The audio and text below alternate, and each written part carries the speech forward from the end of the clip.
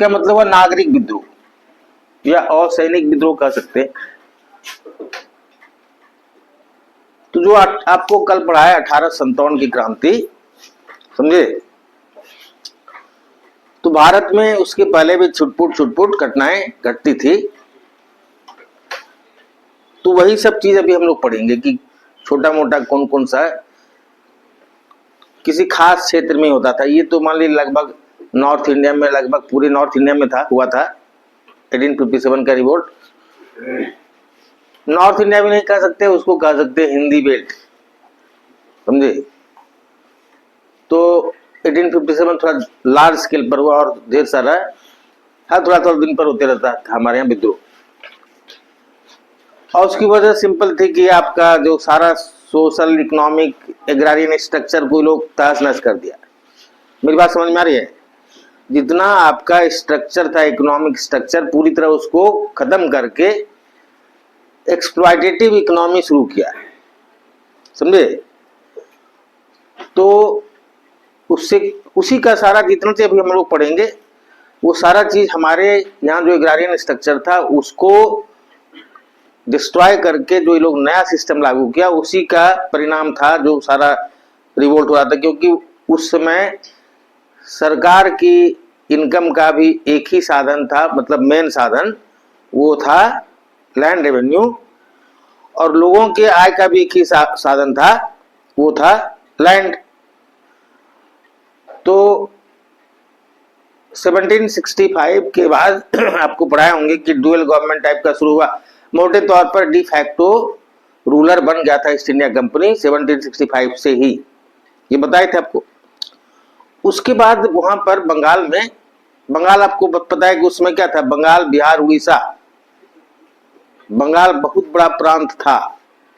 बंगाल, बिहार, उड़ीसा जब हम लोग कहते हैं उसमें असम का भी हिस्सा था। और बंगाल, जब हम लोग बंगाल, बिहार, उड़ीसा कहते तो उसमें बंगाल आज का बांग्लादेश भी था उसमें, और आज का झारखंड भी था उसमें। इतना बड़ा एरिया में इंग्लिश ईस्ट इंडिया कंपनी का शासन स्थापित हो गया। अब अचानक से लोगों का लैंड रेवेन्यू बढ़ गया। ध्यान दीजिएगा जी, मान लीजिए कि पहले मोटे तौर पर 1/3 ऑफ टोटल प्रोड्यूस जब मुगलों का शासन था तो 1/3 लिया आता था लैंड रेवेन्यू ग्रुप में। अब 50% से ज्यादा हो जाता था। 50% तो मोटे तौर पर आप समझ लीजिए कि सरकारी रेट हुआ, और कुछ कुछ जो फ्यूडल लेवीज था, मतलब सामंती कर, वो सब मिला के 60-65% हो जाता था। अब उतना जब आप ही को दे देगा किसान तो उसका भोजन चलेगा जी। अब उसमें तो चूंकि एग्रीकल्चर बहुत बैकवर्ड था ना, तो उतना उपज भी नहीं होता था, ना कैनाल था, ना नहर था, ना इरिगेशन की व्यवस्था थी कुछ। पानी पड़ा, वर्षा हुई तो खेती होता था, ये ना होता था जी। कभी कम बारिश हुई तो खेती खराब, कभी ज्यादा बारिश होगी तो खेती खत्म। बात समझ गए ना? तो इस तरह से उस स्थिति में भी English east India company tax पूरा लेती, मतलब लैंड रेवेन्यू पूरा लेती थी। तो बंगाल जो भारत का सबसे समृद्ध प्रांत हुआ करता था या राज्य, वहां जब सूखा पड़ा 1770 के आसपास, तो 1/3 पॉपुलेशन अकाल से मर गया, फेमिन। बात समझे? तो सोचिए, जो भारत का सबसे समृद्ध राज्य था उसकी 1/3 आबादी समाप्त हो गई। तो भारत में एक परंपरा रही है कि जब लोगों का पूरा शोषण बहुत बढ़ जाता है तो यहाँ का सन्यासी आगे आता है। बात समझे? तो सन्यासियों के द्वारा विद्रोह किया गया। मोटे तौर पर आप समझ लीजिए कि ये 1765 से 1795 तक किसी न किसी रूप में जारी रहा। बात समझे? तो लिख लीजिए सब पहले सन्यासी विद्रोह।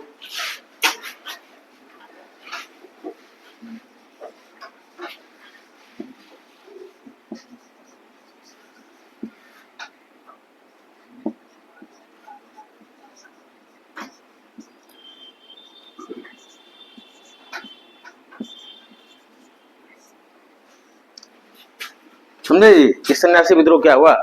देखिए, it continue from 1765 till 1795 in some ways और अदर। देखिए, 1765 से 1795 तक किसी न किसी रूप में जारी रहा।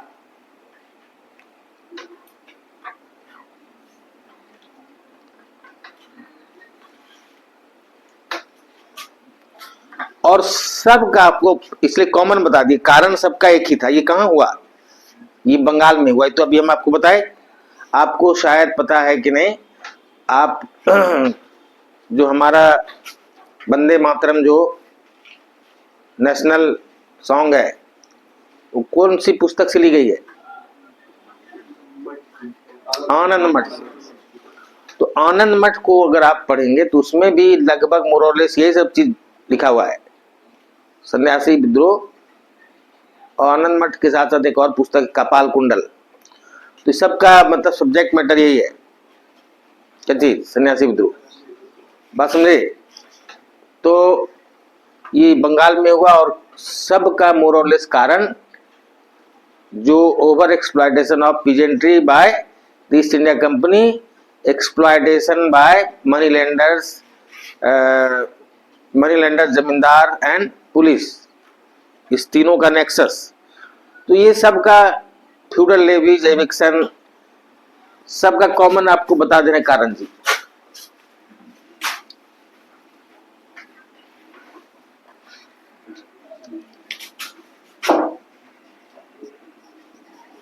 कॉमन कारण बता दे रहे, लगभग सबका कारण लगभग यही है।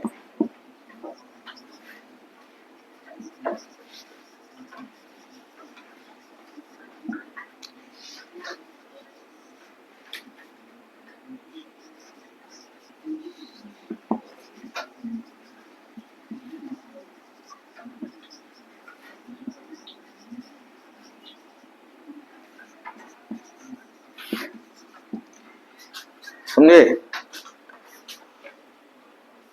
एक्सप्लॉयटेशन ऑफ पीजेंट्री बाय जमींदार, मनी लेंडर्स एंड पुलिस। ये हिंदी में आप लिख लीजिए कि किसानों का जमींदार, महाजन और पुलिस के द्वारा शोषण, ये मुख्य कारण था। उसके बाद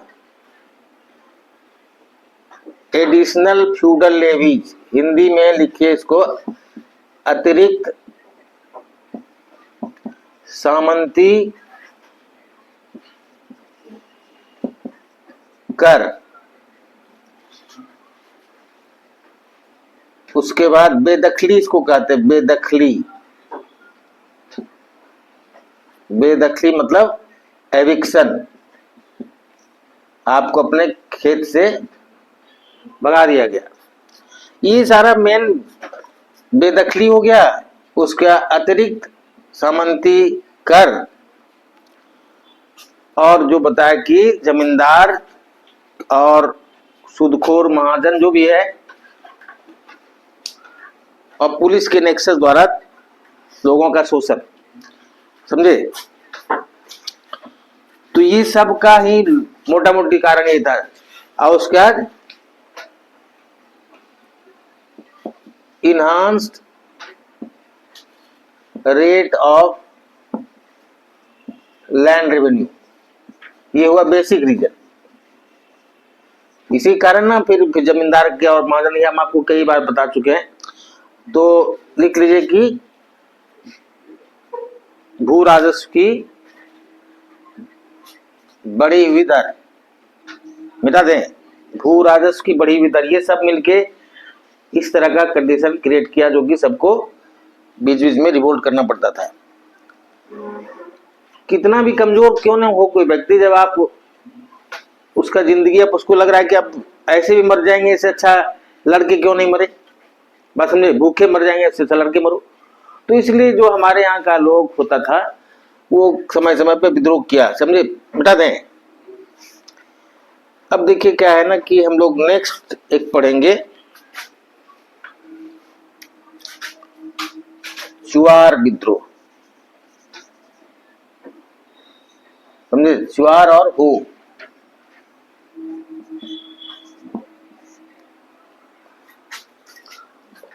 समझे, देखिए ये 1768 में शुरू हुआ। वजह वही थी, क्या चीज, बढ़ी हुई लगान की दर। समझे, क्या वजह थी, बढ़ी हुई लगान की दर। तो इसमें बहुत सारे लोग, छोटा छोटा जो राजा था वो भी किसानों के साथ हो लिया, क्योंकि उसका भी इनकम डिपेंड करता था किसानों पर। किसान ही मारा जाएगा तो वो कहां से, उसका कैसे रईसी होगा। तो इसलिए राजा लोग भी, कुछ कुछ छोटा छोटा राजा था वो सब भी साथ दिया। तो उसमें इतने लोग शामिल हुए। ये किस क्षेत्र में था लिखिए, दालभूम, मानभूम, ये सब बंगाल में है। कैलापाल, ढोलका, इस सब का जो छोटा छोटा राजा था। मेन विद्रोह किया ये कौन, चुहाड़ एक जनजाति है। हम लोग कहते हैं ना चुहाड़, तो वही उसी का अपवंश है। ये चुहाड़ जनजाति है, ये लोग विद्रोह किया। तो इसका साथ इन लोगों के शासक के द्वारा दिया गया। चुहाड़ विद्रोह हुआ 1768 में। ये कौन थे, ये लोग जनजाति थे, मतलब ट्राइबल थे। और इस विद्रोह में दालभूम, मानभूम, कैलापाल, ढोलका, ये सब का छोटा छोटा जो राजा था वो सब भी साथ दिया। क्लियर हो गया जी। अब नेक्स्ट, इसी समय हो विद्रोह भी हुआ। ये छोटा नागपुर और सिंहभूम, इन लोगों के द्वारा भी विद्रोह किया गया। इन लोगों का विद्रोह लंबा चला, 1820 से 22, फिर 1831, 1837, ये विद्रोह जारी रहा लंबे समय तक। इस सबको हम लोग पढ़ेंगे थोड़ा विस्तार से, जब हम लोग झारखंड पढ़ेंगे तो इसको हम लोग ज्यादा डिटेल में पढ़ेंगे। समझे, ये छोटा नागपुर, सिंहभूम क्षेत्र में ये सब विद्रोह हुआ। ये विद्रोह हो, और इसका पीरियड आपको बताया। आपको इतना ही याद रखना है अभी कि ये कहां कहां हुआ, कैसे हुआ, वगैरह वगैरह। ये नेशनल लेवल के किसी एग्जाम के लिए बता रहे हैं। जब हम लोग यहाँ का कोई एग्जाम, आप मान लीजिए झारखंड का देंगे कोई एग्जाम, तो इसको आपको डिटेल में पढ़ना पड़ता है, जो हम आपको पढ़ाएंगे। बात समझे, ऐसे मोटा मोटी हम बताते। देखिए क्या है ना, कि जो ट्राइबल था यहाँ का, झारखंड का, उसका सारा लैंड सिस्टम ही अलग था। उसमें कम्युनल ओनरशिप था, उसमें टैक्स देने की परंपरा नहीं थी। वो किसी को टैक्स वैक्स नहीं देता था। एक तो पहाड़ पर्वत पर झाड़ जंगल में रहता था, तो थोड़ा तो उगाता था। बहुत मुगल जब फोर्स करता था तो कभी कभार उसका जो ट्राइबल हेड होता था वो जाके कुछ ट्रिब्यूट्स टाइप का साल 2 साल में दे देता था। लेकिन रेगुलर टैक्स का सिस्टम इन लोग क्या नहीं था, समझे। क्योंकि तो बहुत लैंड उतना फर्टाइल उस रीजन का है नहीं, तो उससे उपज भी कम उस जमाने में, उसमें टैक्स क्या देगा। तो अब जब ये लोग आया ईस्ट इंडिया कंपनी, तो पूरे भारत में उसी तरह का सिस्टम इंट्रोड्यूस किया कि कोई जमींदार के साथ किया सेटलमेंट। बात समझ में आ रही है, कोई जमींदार के साथ बंदोबस्ती की गई। समझे, सेटलमेंट का मतलब हुआ कि हम अब रिस्पॉन्सिबल हैं इस एरिया के लैंड रेवेन्यू देने के लिए सरकार को। तो सरकार किसकी, कंपनी की सरकार है, ईस्ट इंडिया कंपनी की सरकार। तो ईस्ट इंडिया कंपनी को लगा ये ट्राइबल सब भुच्चड़ सब कहां से क्या करेगा। तो इन लोगों का क्या होता था ना, जो ट्राइबल हेड होता था, मुंडा, समझे, तो वही कभी कभार लोगों से हल्का फुल्का कुछ कुछ लेकर के, जो होता था मान लीजिए दिल्ली में कोई शासक, तो बहुत कंपेल किया, फोर्स किया, तो थोड़ा बहुत कभी ट्रिब्यूट पे किया। मतलब बीच बीच में साल 5 साल में एक बार दिया कुछ, अदरवाइज ये लोग टैक्स वैक्स नहीं देता था। और ये लोग का ट्राइबल हेड हुआ, वही लोग का जमींदार हुआ एक तरह से, मतलब मुंडा। तो उसको हटा करके और इंट्रोड्यूस किया सिख और मुस्लिम जमींदार को इस एरिया में, सिंहभूम और छोटा नागपुर का पूरा प्लेटो में। तो उस कारण से ये भी विद्रोह हुआ। और एक विद्रोह और कोल विद्रोह, उसका भी सेम कारण हुआ जो हम आपको बताया कि जो कोल का जो ट्राइबल हेड था मुंडा, उसको हटा करके लोग सिख और समझे, ये सब लिख लिए थोड़ा बहुत कि Kol headman that is Munda was replaced by the Sikh और मुस्लिम जमींदार।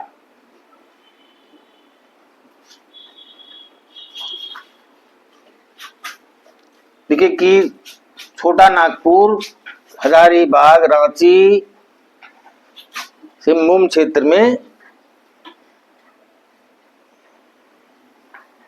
मुंडा जो कोल जनजाति के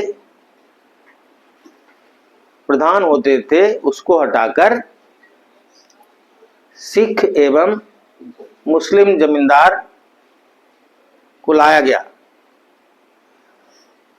इसी के विरोध में कोल जनजातियों द्वारा विद्रोह किया गया। इसका विद्रोह मेनली हुआ इन लोग का 1831 में, समझे।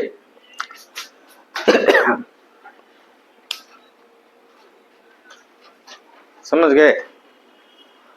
तो कोल हो गया जब संथाल विद्रोह, मिटा देना। देखिए संथाल क्या हुआ,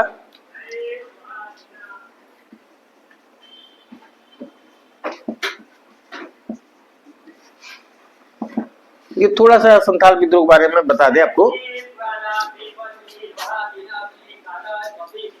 किसी कारण से संथाल लोग रहता था हजारीबाग वाला एरिया में, किधर, वहां से लोग माइग्रेट करके आया, पाकुड़ वाला एरिया है ना वहां,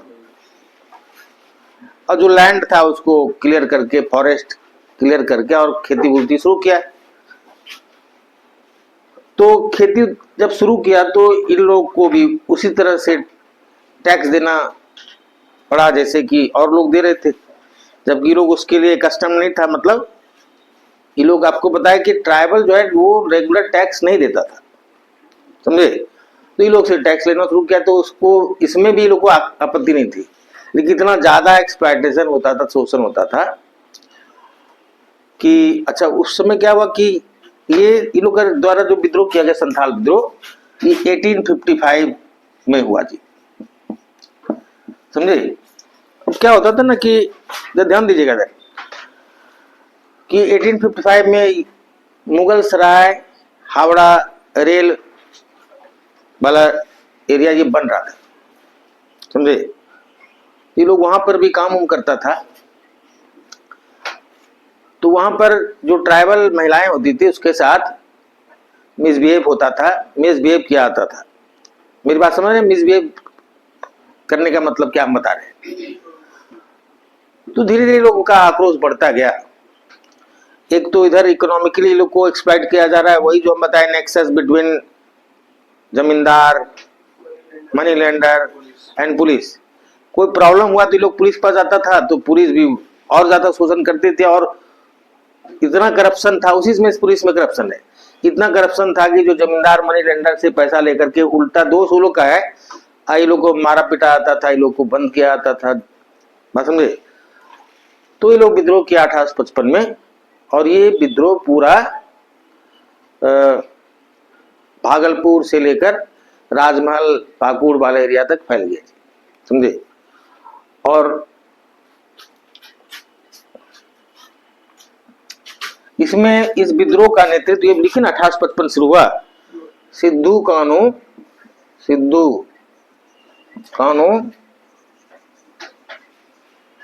चांद और भैरव, ये चार भाई थे। इन लोगों के द्वारा ये विद्रोह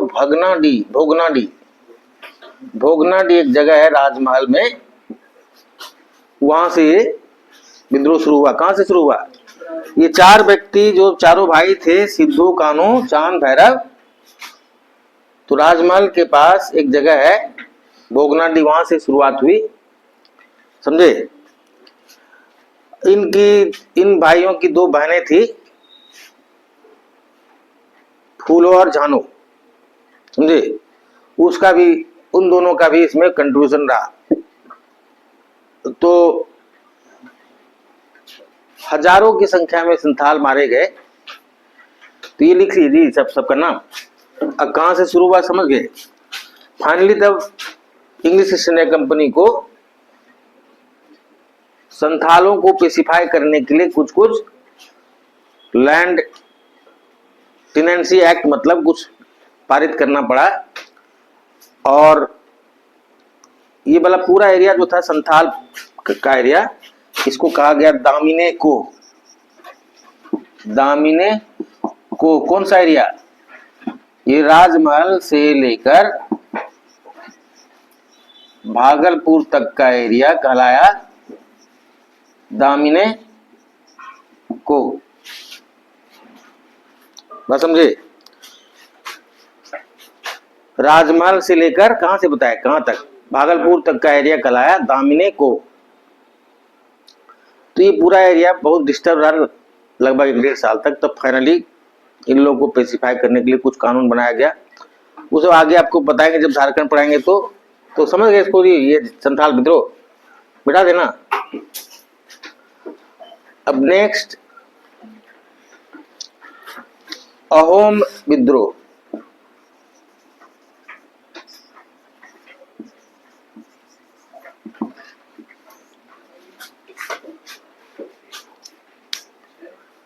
अहोम क्या है ना, इसको समझ लीजिए। असम जो आज आप नाम सुनते हैं,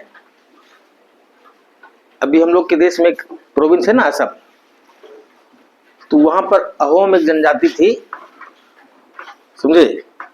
उसी के नाम से हुआ असम, उसी का करप्ट फॉर्म या अपभ्रंश हो गया अहोम से असोम, असम हो गई। बस समझ गए। तो क्या हुआ ना कि इंडो मतलब ब्रिटिश ईस्ट इंडिया कंपनी लड़ाई लड़ रही थी बर्मा के साथ। तो उस दौरान इस क्षेत्र में ईस्ट इंडिया कंपनी पहुंच गई थी। इधर से ना बर्मा जाना था। बर्मा मतलब इसको म्यांमार कहते। तो ये लोग उस क्षेत्र में जो भी ट्राइबल हेड वगैरह होता होगा उसको कहा कि हम लोग लड़ाई लड़के फिर वापस हो जाएंगे। बात समझे। लेकिन जब वापस नहीं होने लगा तो ये लोग विद्रोह किया, समझे। तो ये लोग का एक हेड था गोमधार कुंवर। 1828 ईस्वी में इसके नेतृत्व में क्या बताए, गोमधर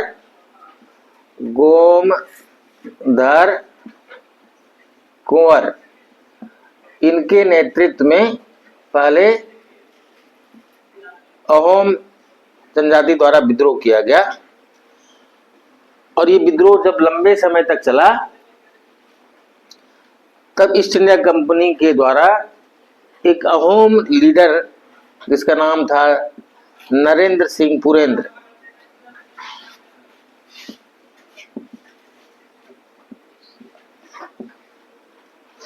इनको असम के कुछ क्षेत्र पर शासन करने की अनुमति दे दी गई। तब ये एरिया शांत हुआ। मेरी बात समझे। ये जब विद्रोह बहुत लंबे मतलब 28 से लगभग 33 तक चला, तब फाइनली नरेंद्र सिंह पुरेंद्र को इस क्षेत्र का कुछ एरिया ईस्ट इंडिया कंपनी के द्वारा दे दिया गया पेसिफाई करने के लिए, शांत करने के लिए। और तब ये विद्रोह समाप्त हुआ। बात समझ में आएगी क्या बोले।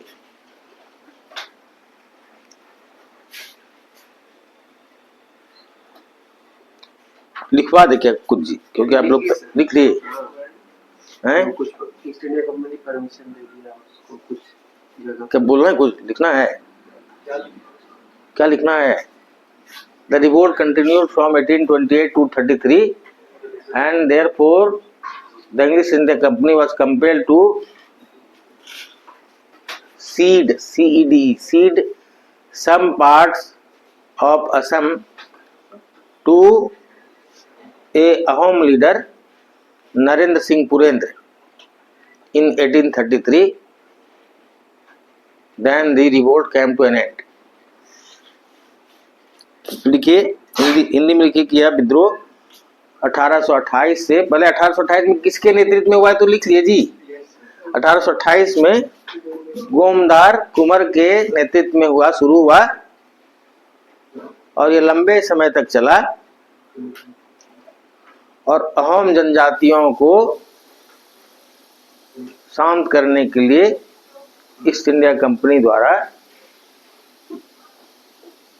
अंततः नरेंद्र सिंह पुरेंद्र को असम के कुछ भाग पर शासन करने की अनुमति प्रदान कर दी गई। यही हुआ, क्लियर। अब एक और विद्रोह है जिसको लिखे खासी विद्रोह। खासी, आपको पता होगा कि मेघालय में गारो, जयंतिया, खासी 3 हिल है, पता है क्या क्या है? गारो, जयंतिया और खासी 3 हिल है। आप लोग को पढ़ाते होंगे ज्योग्राफी में जी, आप लोग तो सब भूल जाते हैं, क्या करें। गारो, जयंतिया और खासी 3 हिल है, तो ये जो हिल है इसी के नाम पर वहां ट्राइब भी है, या ट्राइब के नाम पर हिल है, एक ही बात है। तो इस क्षेत्र में अंग्रेज घुसा, तो यहां पर भी लोगों के द्वारा विद्रोह किया गया। फाइनली ये विद्रोह 1833 में तीरथ सिंह के द्वारा शुरू किया गया।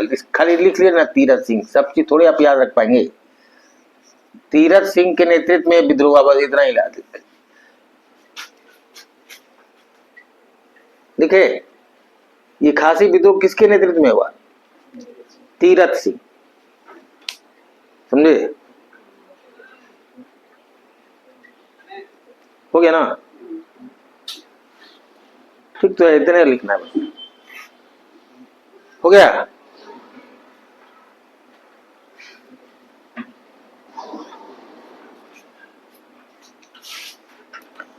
अब लिखिए जी, पागलपंथी।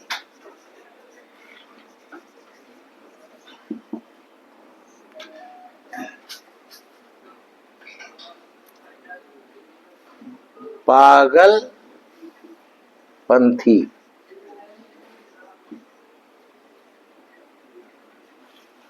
आंदोलन या विद्रोह लिख लीजिए।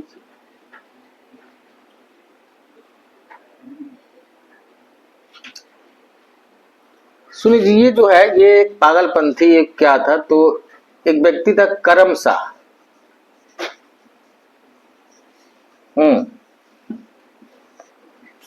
एक सोशियो रिलीजियस मूवमेंट शुरू किया था। सोशियो रिलीजियस मूवमेंट मतलब समझे कि समाज सुधार, धर्म में सुधार, कि आदमी को ऐसे करना चाहिए वगैरह वगैरह, जो आप समझते हैं ना कि एकदम से जिस तरह का रिलीजन के कहता है उसी तरह से करना चाहिए। तो उस तरह का कुछ कुछ रिफॉर्म टाइप का शुरू हुआ। पागलपंथी आंदोलन या विद्रोह शुरू हुआ करम शाह के द्वारा as socio religious reform movement. ये क्या चीज शुरू हुआ? As socio religious reform movement.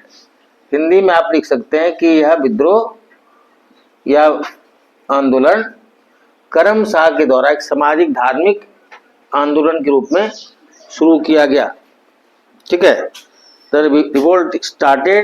Revolt और movement started as a socio religious reform movement by Karam Shah in Sherpur region of northern Bengal.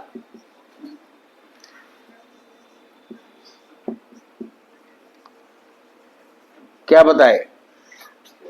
यह विद्रोह या आंदोलन करम शाह के द्वारा उत्तरी बंगाल के शेरपुर क्षेत्र में सामाजिक धार्मिक सुधार आंदोलन के रूप में शुरू हुआ।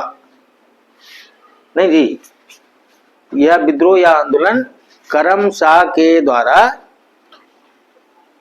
क्या बोले, उत्तरी बंगाल के शेरपुर क्षेत्र में एक सामाजिक धार्मिक सुधार आंदोलन के रूप में शुरू हुआ।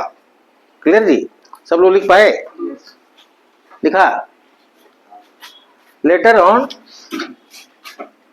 Tipu Shah who was the son of Karam Shah,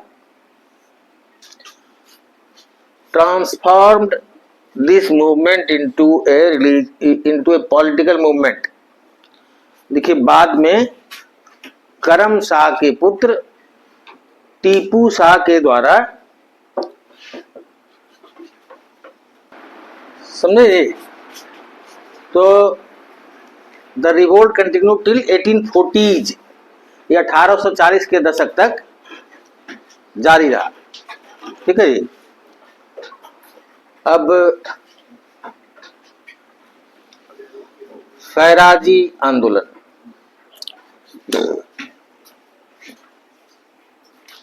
Faraizi मतलब देखिए, it was started by Haji Shariatullah, it was started by Haji शरियतुल्लाह।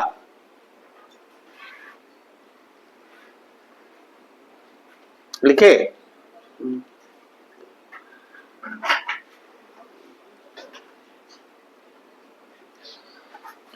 Movement कौन सा है? Faraizi in the eastern Bengal region, लिखिए, of Faridpur, in the eastern Bengal region of Faridpur. लिखिए, क्या बोले, ईस्टर्न बंगाल रीजन में फरीदपुर। देखिए, इसकी शुरुआत क्या बताए कि हाजी शरियतुल्लाह के द्वारा पूर्वी बंगाल के फरीदपुर क्षेत्र में की गई। ठीक है जी। यह भी शुरू में सोशियो रिलीजियस मूवमेंट था। देखिए, it was also socio religious in nature initially it was also socio religious in nature. देखिए, प्रारंभ में इसका भी स्वरूप सामाजिक धार्मिक था। It was also initially socio religious in nature, but later on, देखिए, दादू मियां और टीटू मियां, ये दोनों भाई था उसका बेटा, किसका, शरियतुल्लाह का। तो ये दोनों इसको पॉलिटिकल नेचर, पॉलिटिकली मतलब इसको पॉलिटिकल बना दिया। ठीक है। लिखिए, later on Dadu Miyan and Titu Miyan transform into a political movement. तो ये हो गया जी, क्या बता रहे थे, फैराजी। लिखिए, finally Faraizi merged into Wahabi movement. अंततः क्या बोले, अंततः फैराजी आंदोलन वहाबी आंदोलन में शामिल हो गया। Finally Faraizi movement merge into जी वहाबी मूवमेंट, वहाबी वहाबी।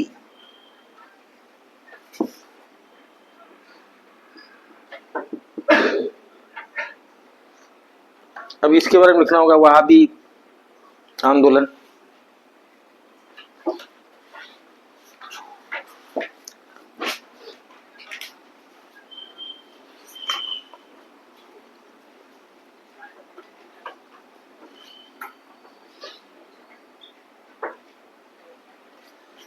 देखिए, वहाबी आंदोलन लिखिए, वहाबी, अभी लिखे थे हिंदी में वहाबी। देखिए, it was started in 18th century by Abdul Wahab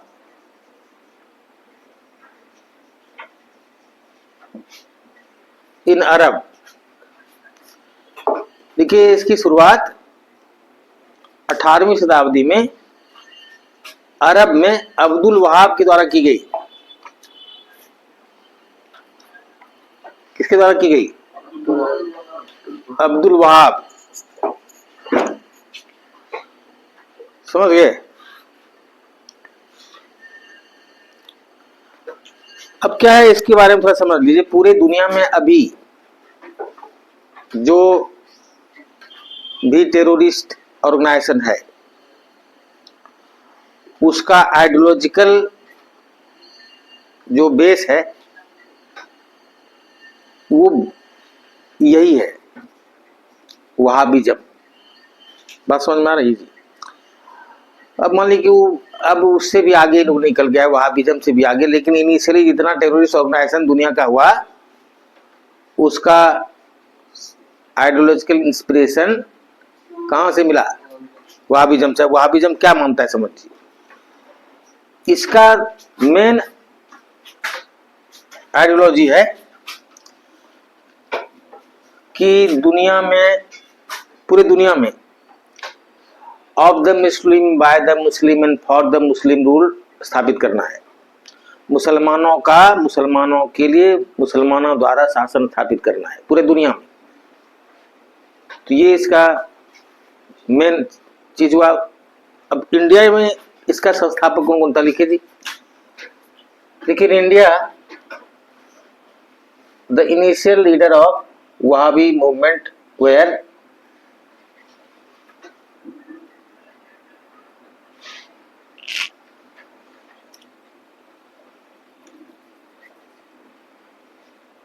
Rashid Ahmad गंगोसी।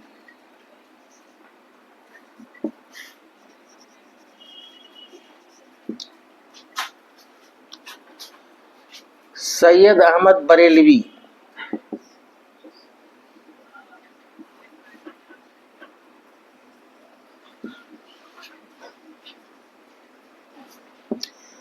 और कुछ लोग थे। मतलब यही मेन दो आदमी था जो यहाँ पर इन लोग का लीडर था। ठीक है, भारत में इनके प्रमुख नेता हुए रशीद अहमद गंगोसी और सैयद अहमद बरेलवी। हो गया जी, रशीद अहमद गंगोसी और सैयद अहमद बरेलवी। तो इन लोग का इनिशियल जो एक्टिविटी था वो कन्फाइंड था पंजाब एरिया में। तो इन लोग का उद्देश्य क्या था कि टू कन्वर्ट दार उल हर्ब इनटू दार उल इस्लाम। इसका मतलब हुआ काफिरों के देश को इस्लाम का देश में परिवर्तित करना। लिख लीजिए। देखिए, initial their main activity were confined to Punjab region.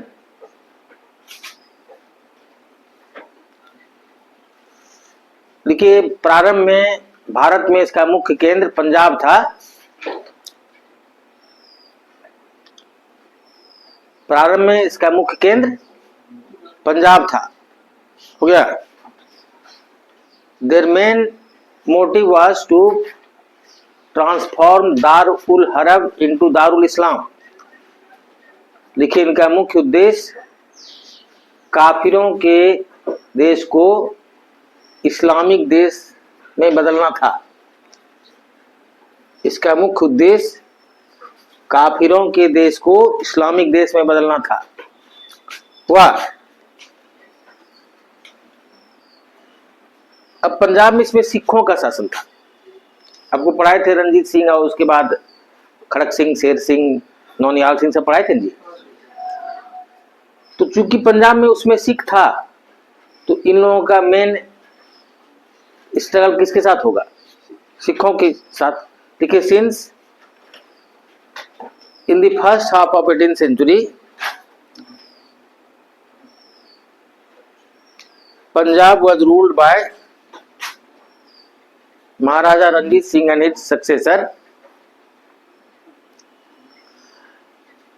देखिए, चूंकि 1850 के पहले दशक, 1850 तक पंजाब में महाराजा रणजीत सिंह और इनके उत्तराधिकारियों का शासन था। चूंकि 1850 तक क्या बोले, पंजाब में महाराजा रणजीत सिंह और इनके उत्तराधिकारियों का शासन था। Therefore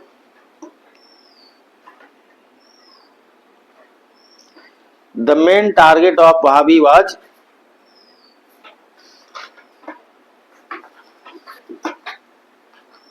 Sikh ruler.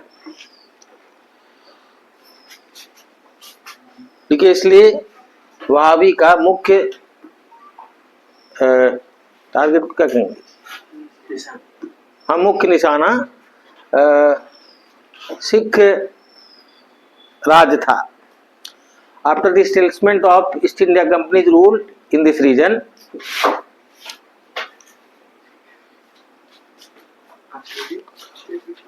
After the establishment of East India company's rule in this region, देखिए इस क्षेत्र में ईस्ट इंडिया कंपनी की शासन की स्थापना के बाद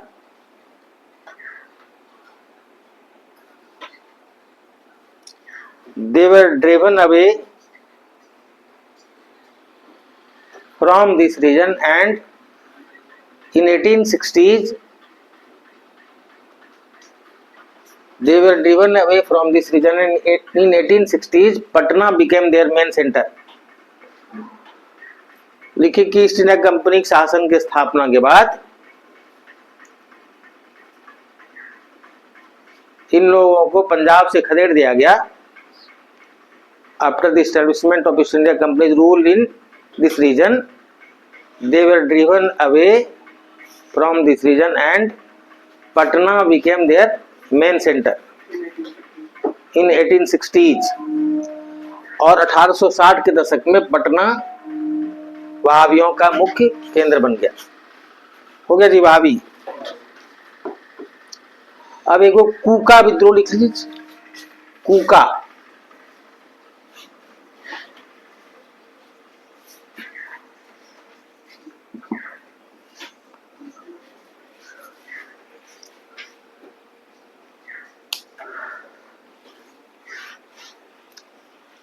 ये जो है ना, ये विद्रोह लिखे, it was basically an agrarian revolt with socio religious flavour. लिखिए कि यह मुख्य रूप से एक कृषक विद्रोह था। यह मुख्य रूप से कृषक, it was mainly an agrarian revolt with socio-religious flavor। यह एक मुख्य रूप से कृषक विद्रोह था जिसमें कुछ धार्मिक और सामाजिक या सामाजिक धार्मिक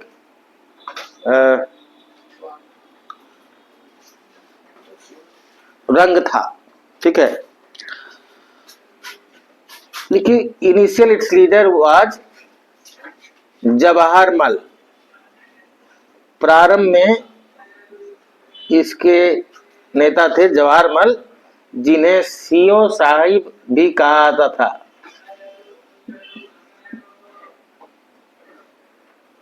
जिन्हें सीओ साहब भी कहा जाता था।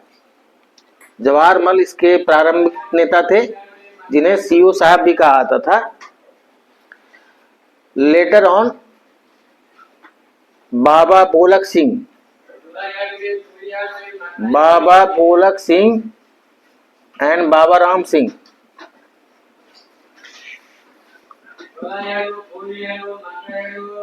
देखिए Baba Ram Singh and Baba Balak Singh lead this revolt.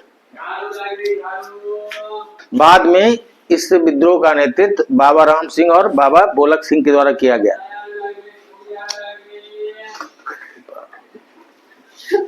देखिए जी, बाबा राम सिंह और बाबा बोलक सिंह। सुनिए, जब एक चीज आपको बता दें कि अब हम लोग मेन जो नेशनल मूवमेंट की ओर बढ़ रहे हैं, तो उसके पहले आपको क्या क्या पढ़ाएंगे अगले क्लास में वो हम आपको बता दें। संभवतः अगर समय उस तरह मिला तो अगले क्लास में आपको पढ़ाया जाएगा। पहला चीज तो लिटन, तुमसे क्या पढ़ाया जाएगा?